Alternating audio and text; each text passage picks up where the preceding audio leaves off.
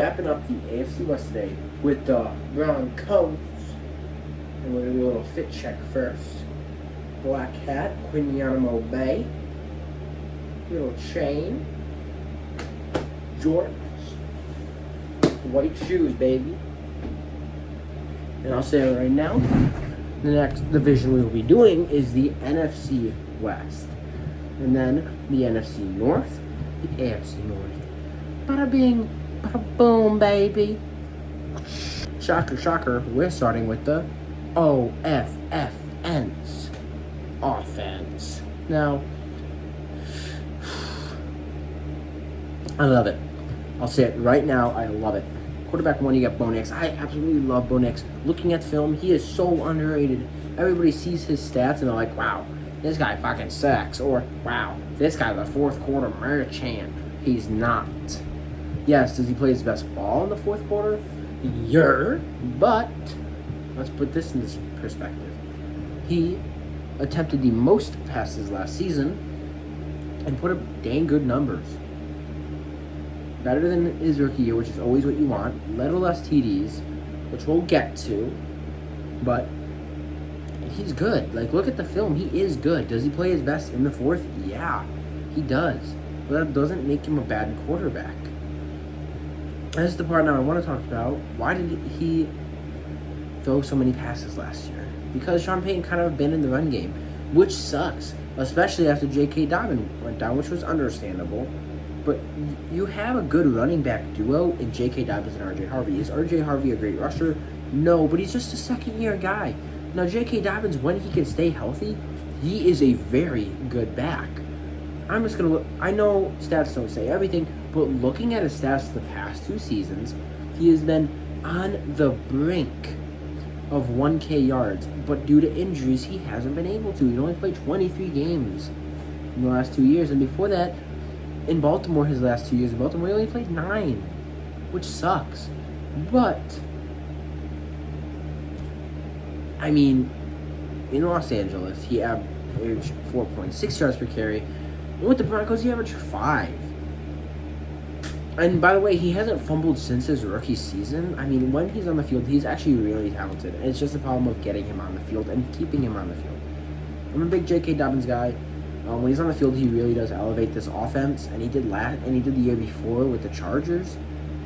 This is a guy that they just need to get healthy, and I love that they brought him back. Now, R.J. Harvey is not a great running back. I'll say that. He's not even a good running back per se, but he is really good. And they're like coming out of the backfield receiving.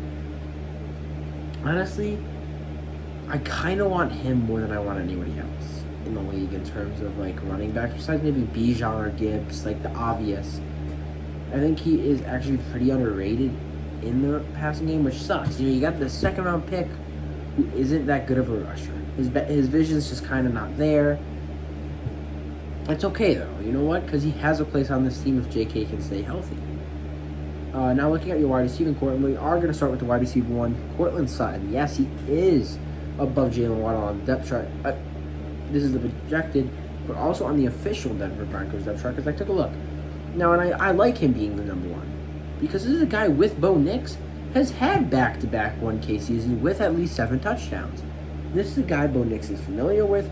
This is a guy Bo Nix wants to throw the ball to. He makes it very obvious. Maybe I'm wearing my hat a little too tight.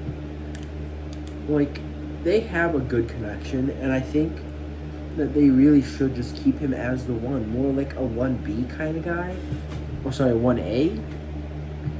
I mean, Bo Nix in the last 2 seasons has targeted him in the first year 135 times, and the second year 124.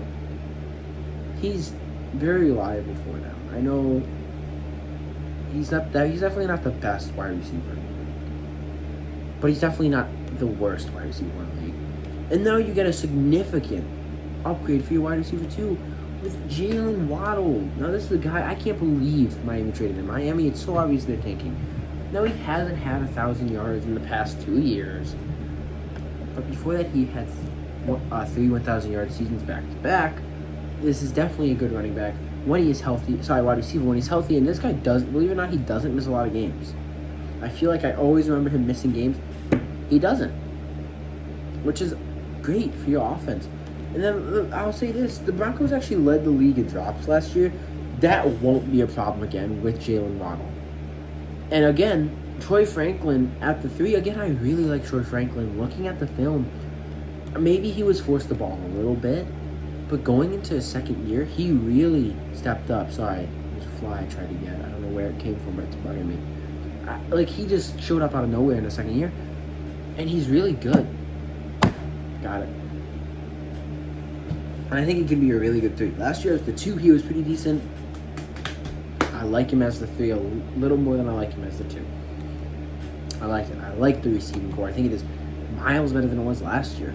And looking at their depth, you have Pat Bryant, Marvin Mims, Little Jordan Humphrey. Pretty good depth. Honestly, not the best depth in the league, but pretty dang good. Now, tight end room is where it gets a little wonky. Oh, no. So, tight end room, you got Evan Ingram. Now, I hate Evan Ingram. I think he's not a good tight end. I don't like Evan Ingram. But he's definitely serviceable. He brings that veteran sense to kind of a young offense. He is definitely reliable.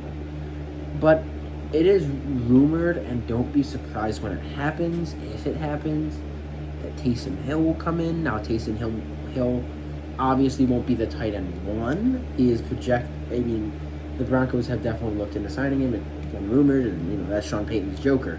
Sean Payton loves his joker, which he doesn't really have one on this team yet. Which I do think if they don't sign him, Jalen Waddle could be the joker.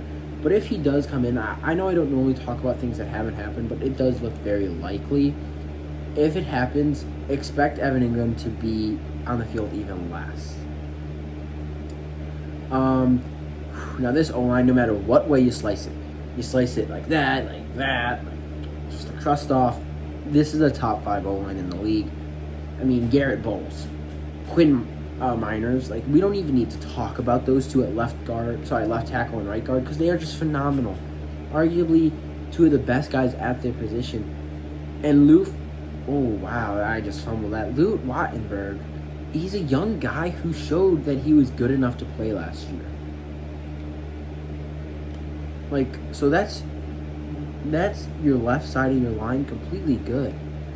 And sorry, that was your center. I meant Ben Powers at left guard, which again, he's a good guy. He's a good guy to have. That side of the line is so taken care of. Now, Mike McGlinchey, is I think I'll say his name. I like him too. I know on film he kind of gives up a lot of pressures when you actually look at it. Okay, he definitely struggled here, and he struggled here, and against this guy. You can nitpick that all you want. No matter what tackle you are, besides the best of the best. Lane Johnson, Tristan Wirfs, Penei Sewell, you're gonna get guys who beat you. He's still very serviceable. And next to Quinn Meinerz, I really struggle to say his name, and I feel bad. Doesn't matter. This is a phenomenal O-line no matter what way you chalk it up. They are that good. Now, this offense overall, I love it. Now, last year, they were a little iffy, and they shouldn't be, because they have a lot of good names and a lot of good pieces. But now you get Jalen Waddle, and that should really open up this offense. It really should. Assuming that they don't just give up on the run game anymore. Sean Payton did give up his play calling duties, which I do think will actually benefit this offense. I love it. I love this team. Assuming Bo Nix can start week 1 healthy, I have big aspirations for this team, and I do think they can get right back to the championship where they were last year. Now, they run a base 3-4 defense, I believe. Yes, they do. Now, they did lose quite a few guys on this defense. Don't expect them to be bad. I'm actually going to change it here. I'm going to start in the secondary, because I just want to talk about arguably the best secondary player in the league with Pat Surtain at corner. Now, if you look at the stats last year, he definitely wasn't as good as his defensive player of the year, which you don't expect. But he did struggle last year, but he was also injured. I think people need to remember that. He did struggle, but he was injured. Can't really harp on him for that. But obviously, Pat Surtain, when he's healthy at his best, probably the best corner in the league. I mean, he has good ball tracking abilities. He's absolutely locked down. Like my guy. Sorry. Free shout out any chance I can get. I mean, yeah, this is a guy that can cover in any way. Man, zone. If he's pressing, like Pat Surtain can really do it all when he's healthy. And he's the anchor of the secondary. And looking around him at your other cornerback, you got Riley Moss, who's going to get picked on when you have this good of a secondary. Now, sometimes he gets picked on and he's really beat. Really beat. But he's definitely not a bad corner. There's definitely worse corners in the league than him. And I'm just saying, I think he could take a step forward. Last year was arguably his best year, and when Pat Surtain was out, he did actually hold his own. So, I mean, I do think he could maybe take another step, because I think last year he got significantly better than 24.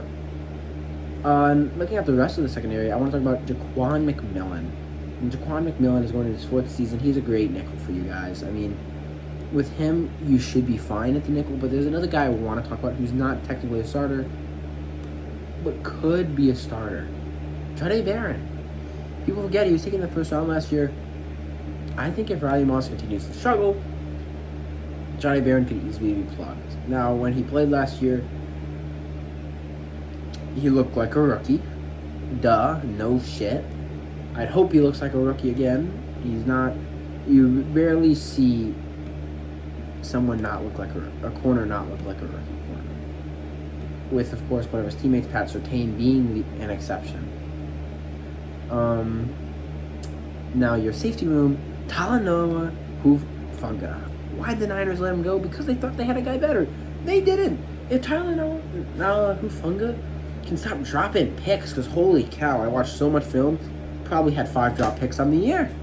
If he can stop dropping picks, he's a great safety. He's good at covering. He's a hard-hitting safety, which people don't really give him the credit for, because he's kind of small. I mean, he's a good safety, and he's a guy that I would love to have back there with Pat Surtain at corner 2. Like, that is a great duo right there. Now, Brandon Jones at free safety, that's another guy I love. Now, again, he's young. I mean, he really has only been in this Broncos team 2 years, going into his 3rd year now. Yeah, I mean, he's a ball hawk. When he's healthy, he's good at zone coverage. Again, he was a little injured last season, which I think people do need to remember, but he still looked good. But now we're going to get into where we normally start, which is the rushing room. Now, I will say the secondary is definitely helped by a good pass rush. That is not to take away anything from any of those players in the pass rush, but in the secondary, but they are definitely helped. Malcolm Roach at your D end. I don't know a lot about him. I know he's a defensive tackle. For some reason, he is listed as the projected left D end, which maybe they will do. I don't know. I'm not really familiar with how the Broncos run. At nose tackle, you have DJ Jones. He's serviceable.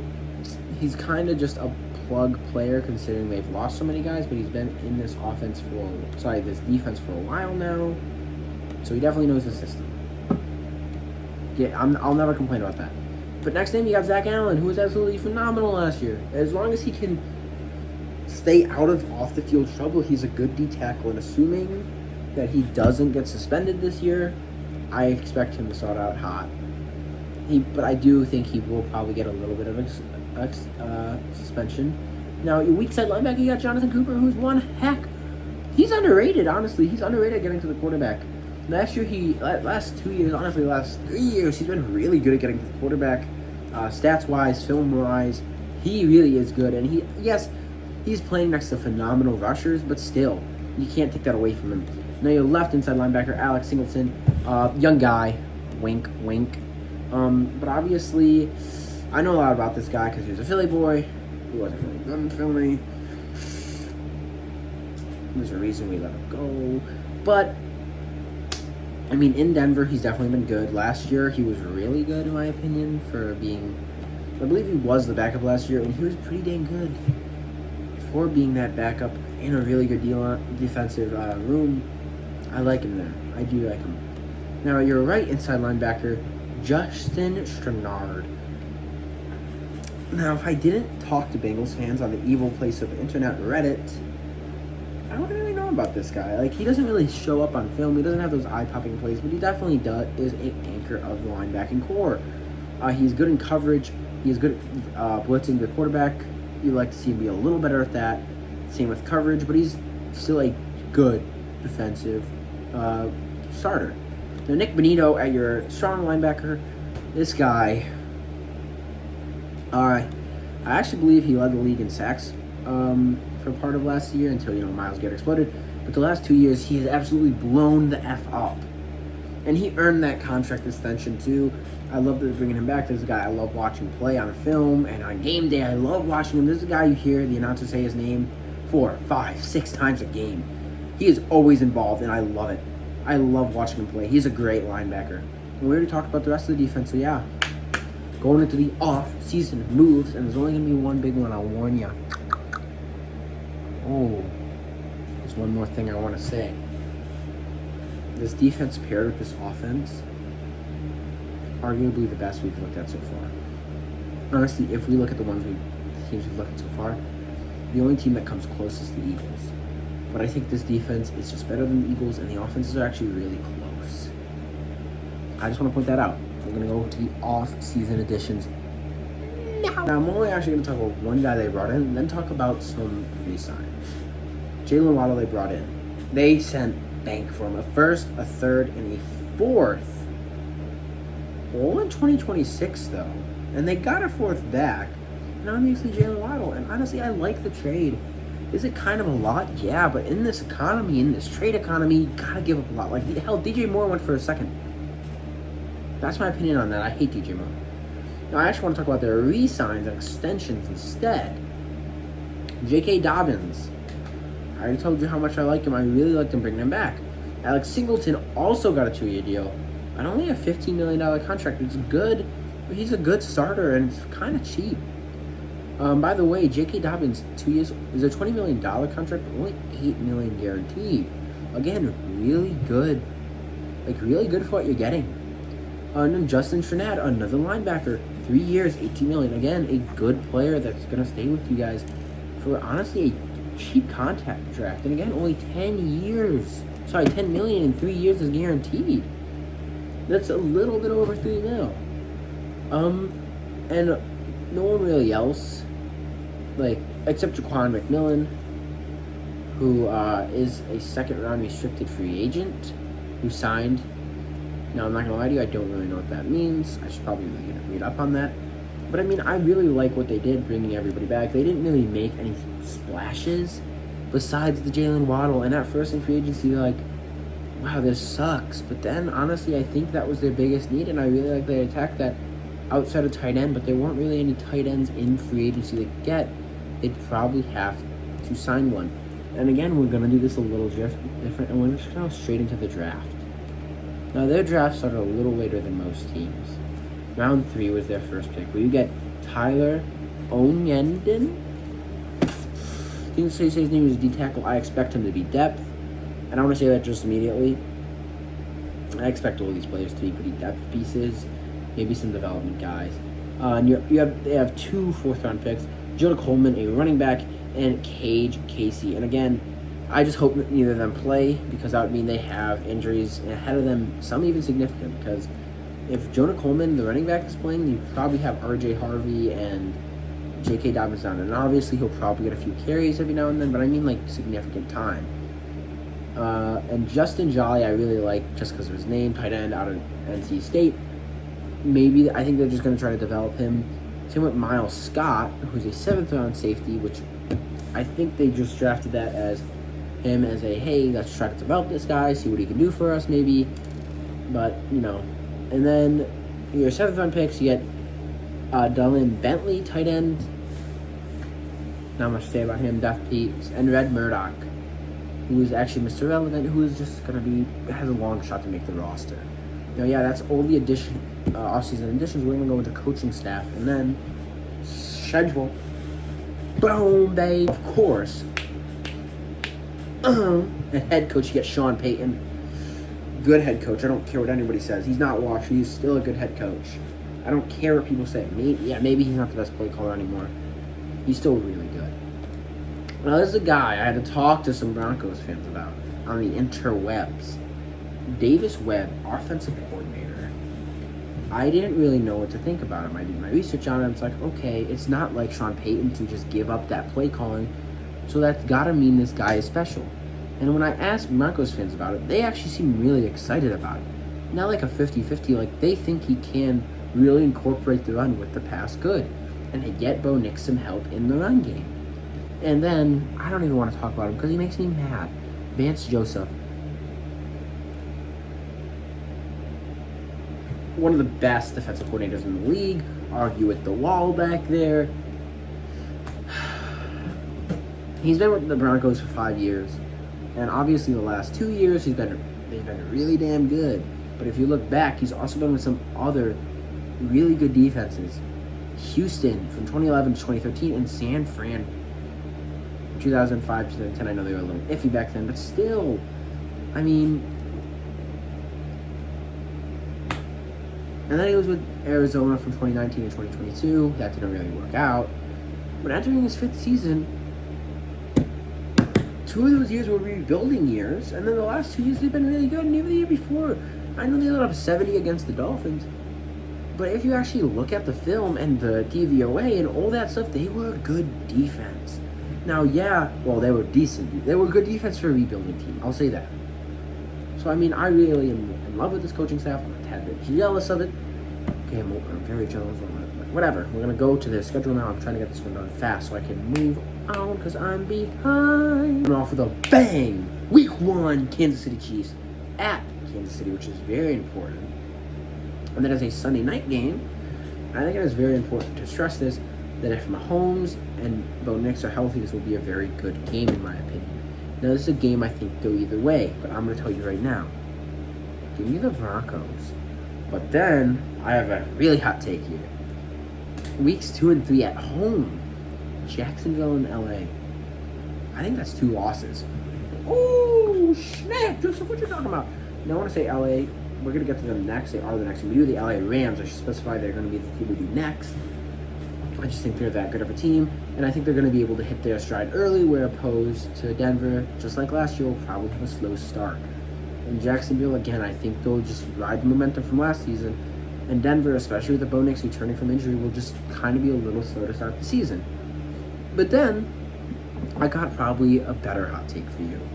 San Francisco, LA Chargers, Seattle, Arizona, KC, Carolina. You're probably like, holy crap, those are rough games. Yeah, that's a rough 6 stress. I think they can go 4-2 in that. And that would bring them to 5-3 heading into their bye, which is pretty dang good. Now, coming out of the bye, it's a little better. LA, Pittsburgh, Miami, New York, Las Vegas again. I said LA, I meant LV, double Las Vegas games. Those 5 should all be wins. I don't care. Maybe the Las Vegas game gets a little bit of a struggle. Maybe Pittsburgh. But those games should be wins. Those should be good 5 wins. That brings them to 10. Wait. Give me one. Hold on, 1 second. That brings them about 10 wins. And then your last 2 games are a little harder. Buffalo, New England, and LA. I think LA could be either game. I do think they will be the 2 teams fighting for that division crown. Either way, depending on if Broncos or Chargers rescue the starters, that could go either way. That's a 50-50 game. I do think they beat New England and Buffalo, though. So, yeah. And I'll give you the record prediction in half a second, baby boy. Call me crazy. I think the ceiling of this team is 13-4. I know, that's a high ceiling.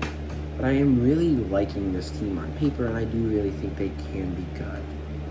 And for the floor, I still think it's 11-6. And I'll tell you right now, I have them going 12-5. I think there's a lot of 50-50 games. It depends on the Broncos offense. I think the Broncos defense really does outmatch the majority of the team's offense they're going against. They don't particularly have a hard schedule outside of Buffalo, possibly New England.